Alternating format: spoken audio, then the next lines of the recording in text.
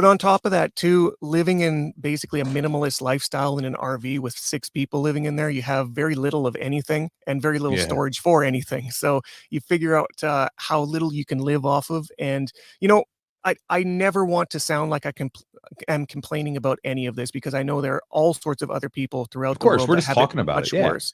But what's interesting is when you find those other people that have it much worse, they come to the same realization that you can choose to feel and be content no matter what your situation is. And I think that is the superpower that the Stoics and the Buddhists come back to all the time, is taking control of your mind and choosing to be happy. You remember that movie back in the day Will Smith did called The Pursuit of Happiness?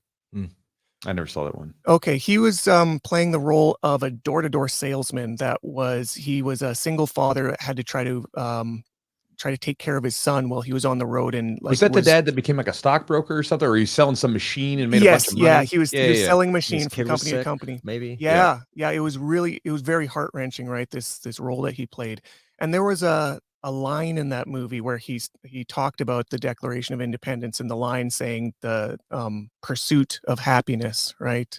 And he said, how did they know to put the pursuit part in there? Like, as if you could never actually get it. Like, it's always going to be something that you're pursuing. And it's an interesting philosophical to consider, because I think that there's a fallacy in the belief that that pursuing happiness is the goal.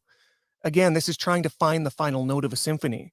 I think actually when you can figure out and find out and allow to exist in your life the ability to be content no matter what the situation, to speak back to Alan Watts wishing that hospitals could teach people to enjoy their suffering. You don't get to choose your environment. You don't get to choose what people do to you, what world events happen around you, but you do get to take control of your mind if you want to, and choose how you're going to react to this. This is, again, Stoicism 101. You don't scream at the waves for them crashing into the beach. You cannot change what cannot be changed, but you are the only one in control of your reaction to that. And I think that this lifestyle has really led me into the understanding and the acceptance of just being content and trying to enjoy a fulfillment no matter what happens, good or bad.